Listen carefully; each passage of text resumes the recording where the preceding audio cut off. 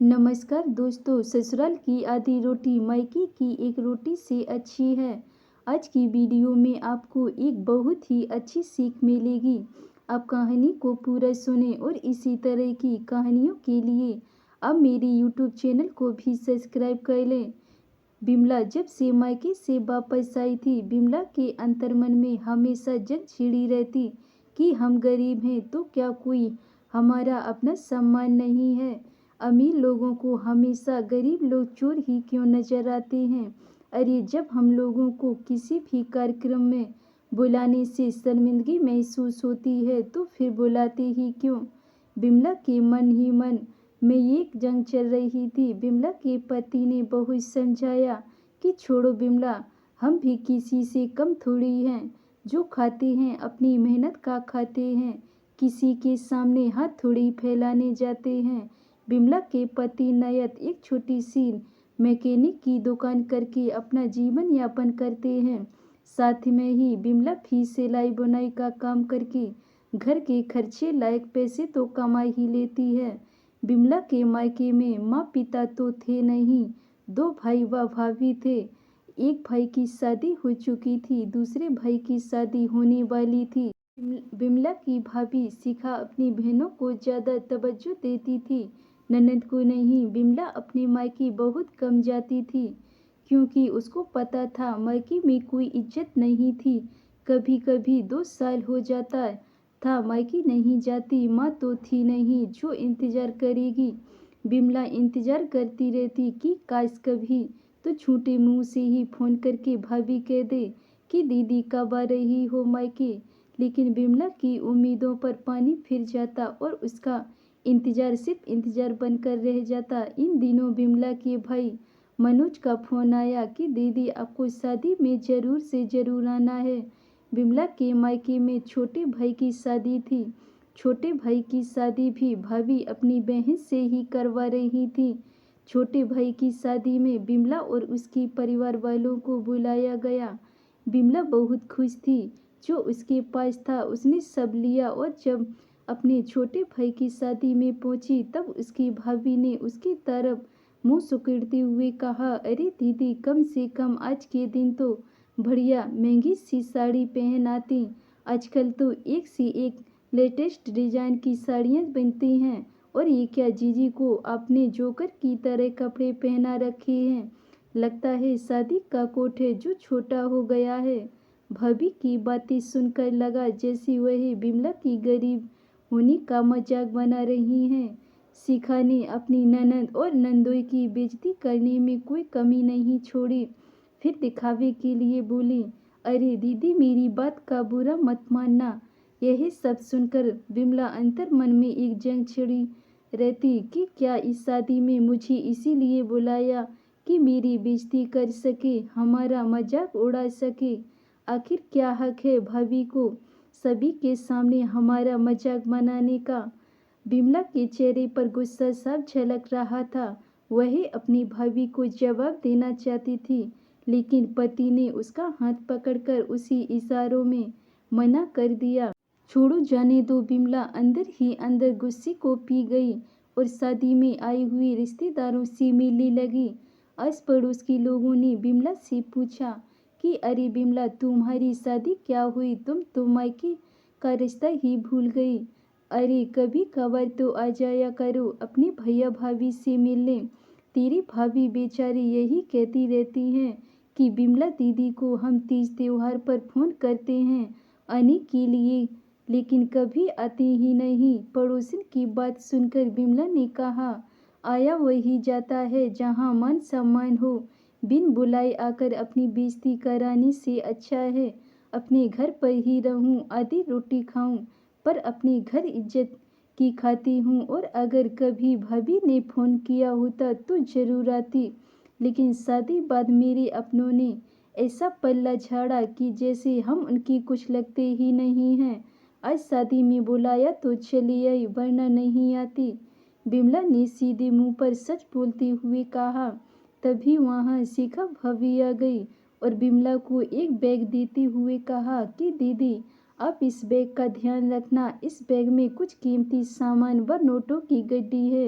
जरा अच्छे से ध्यान रखना। बिमला ने मना किया, मुझसे इस बैग की देखभाल नहीं होगी। लेकिन शिखा ने जबरदस्ती बिमला के ऊपर बैग की जिम्मेदारी सौंप दी। बैग का ध्यान रखने के लिए बिमला उस बैग को एक जगह लेकर बैठ गई। बिमला के पति मेहमानों से मिलने बाद शादी के कुछ काम में व्यस्त हो गए। बिमला अपनी जिम्मेदारी बड़ी शिद्दत से निभा रही थी। शादी के दिन ही सगाई का प्रोग्राम रखा गया था। पहले सगाई फिर शादी। पंडित जी ने दूल्हे दुल्हन को बुलाकर एक दूसरे को अंगूठी पहनाने को कहा। तब बिमला स्टेज पर उठकर गई और शिखा बिमला के पास गई और बैग में से अंगूठी निकालने लगी तो उस बैग में पैसे नहीं दिखे।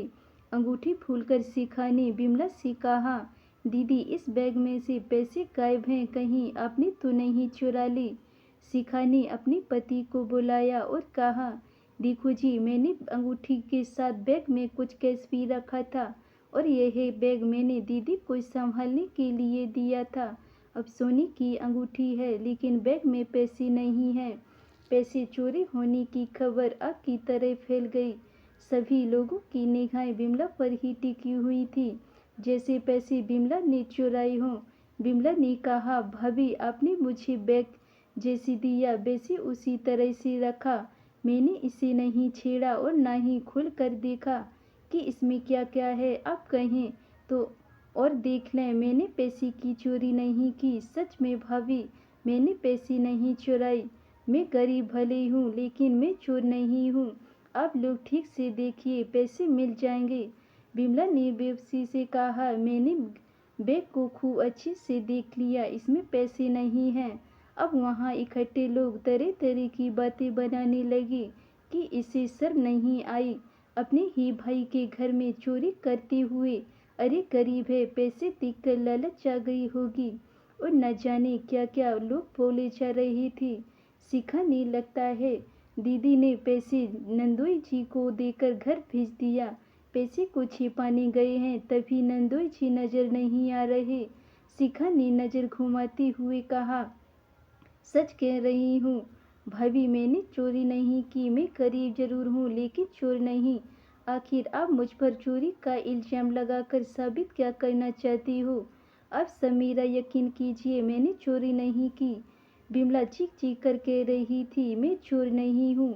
बिमला की आवाज़ सुनकर उसका पति आया जो इन सब बातों से अनजान था। बिमला का भाई अपने ही जीजा की तलाशी लेने लगा लेकिन खुद कुछ नहीं मिला। आखिर पैसे गए तो कहाँ गए? तभी शिखा की बहन जो ब्यूटी पार्लर तैयार होने गई थी वह पार्लर से लौटी और गार्डन में भीड़ इकट्ठा देख झट से वहां आई। क्या हुआ है यहाँ? आखिर यहाँ इतनी भीड़ क्यों है? शिखा की बहन सोना ने सवाल किया। तब शिखा ने कहा, क्या बताऊँ, मैंने अपनी ननद को बैग संभालने को दिया था, उसमें अंगूठी के साथ पैसे भी थे। सोने की अंगूठी तो है लेकिन पैसे देख ननद साहिबा का मन फिर गया। उन्होंने बैग में से पैसे चोरी कर लिया और झूठ बोल रही हैं कि चोरी नहीं की। तभी सोना बोली, अरे दीदी, वो पैसे तो आपने मुझे रखने के लिए दिया। आप शायद भूल गई हो, मैं जब पार्लर जा रही थी तब आपने ही कहा था कि नोटों की गड्डी, सोने के जेवर एक साथ रखना ठीक नहीं होगा। कहीं पैसे इधर उधर हो गए तो आफत आ जाएगी। लेकिन आपने वह पैसे मुझे रखने के लिए दिया। मैं अभी लेकर आई पैसे। सोना ने कहा। अब सभी के सामने सब कुछ साफ था। शिखा और बिमला के भाई का सिर सभी के सामने झुका हुआ था। दोनों बिमला और उसके पति के आगे हाथ जोड़कर माफी मांगने लगे। हमें माफ़ कर दो, बिना सोचे समझे आप लोगों को हमने गलत समझा। लेकिन बिमला के अंतर्मन में गुस्सा और अपमान का ज्वालामुखी फूट रहा था। उसने सीधे मुंह कहा, तुम लोगों को हमारा अपमान करना था जो तुमने कर दिया। अब माफ़ी मांगकर क्यों अपने आप को शर्मिंदा कर रहे हो? मैंने कितनी बार कहा कि मैंने चोरी नहीं की लेकिन मेरी तुमने एक नहीं सुनी। मेरे साथ साथ मेरे पति के ऊपर भी इल्ज़ाम लगा दिया। तुम लोगों को लगा हम गरीब हैं तो हम अपनी ज़रूरतों के लिए चोरी करेंगे। हम गरीब भले हैं लेकिन हम भी स्वाभिमान से जीते हैं। हम अपने घर आधी रोटी खाते हैं लेकिन इज्जत की खाते हैं। मैं ना तो अपना अपमान सहन कर सकती हूँ ना ही अपने पति का। जब तक सहन करने की हिम्मत थी करती रही, लेकिन अब बात मेरे और मेरे पति के आत्मसम्मान की है तो मैं आज से इस घर से रिश्ता तोड़ती हूँ जहाँ रिश्तों का कोई मोल नहीं। मुझे ऐसे मायके की ज़रूरत नहीं। मुझे कभी अपने भाई से यही उम्मीद नहीं थी कि वो भी मुझे चोर समझने लगेगा, लेकिन समझ आ गया जब लोगों की आंखों पर दौलत का अहंकार छाया रहता है, जब उन्हें हर गरीब व्यक्ति चोर ही नजर आता है, चाहे वो उनका अपना ही खून क्यों ना हो। बिमला ने वो अपनी सारी भड़ास निकाल दी, क्योंकि बिमला की हालत उस वक्त ऐसी थी, काटो तो खून नहीं। बिमला अपने भाई भाभी से रिश्ता तोड़कर वहां से चली गई। शिखा और बिमला का भाई माफ़ी मांगते ही रह गए, लेकिन विधि बिमला ने उन्हें कभी माफ़ नहीं किया, क्योंकि उस दिन बिमला की स्वाभिमान को ठेस लगी थी। मायके से जो थोड़ी बहुत उम्मीद थी वो भी टूट गई। वहाँ मौजूद लोग शिखा को ही दोष देने लगे कि तुम्हें पहले सभी पूछताछ करनी चाहिए थी और किसी कमरे में ले जाकर फिर बिमला से पूछती। ऐसे सभी के सामने पूछना गलत था। बिमला की बात पर विश्वास तो करती, भाभी ना सही, लेकिन भाई तो अपनी बहन की बात पर सुनता। सच में शिखा ने बिमला के साथ बहुत बुरा किया। शादी के बिना पूरे हुए ही बिमला अपने पति के साथ अपनी ससुराल आ गई। जब भी बिमला को यह बातें याद आती हैं, आज भी उसके अंतर मन में एक जंग छिड़ी रहती है कि आखिर क्यों मेरे अपनों ने मेरे साथ ऐसा किया। क्या बिमला ने अपने भाई भाभी से रिश्ता तोड़कर ठीक किया या नहीं? मेरे विचार से बिमला ने बिल्कुल ठीक किया। ऐसे भाई भाभी से क्या रिश्ता रखना जिन्हें अपने लोगों पर ही विश्वास ना, हर वक्त अपमान का घूंट पीने से अच्छा है ऐसे लोगों से रिश्ता ही तोड़ देना जो सिर्फ दौलत के घमंड में चूर रहते हैं। यही मेरे अपने विचार हैं, क्योंकि हमें कभी भी रिश्तों से ज़्यादा पैसों को अहमियत नहीं देनी चाहिए। आप अपने विचार भी कमेंट बॉक्स में ज़रूर दें। धन्यवाद दोस्तों। अगर ये मेरी कहानी आपको पसंद आई हो तो वीडियो को लाइक कमेंट शेयर ज़रूर करें और चैनल को सब्सक्राइब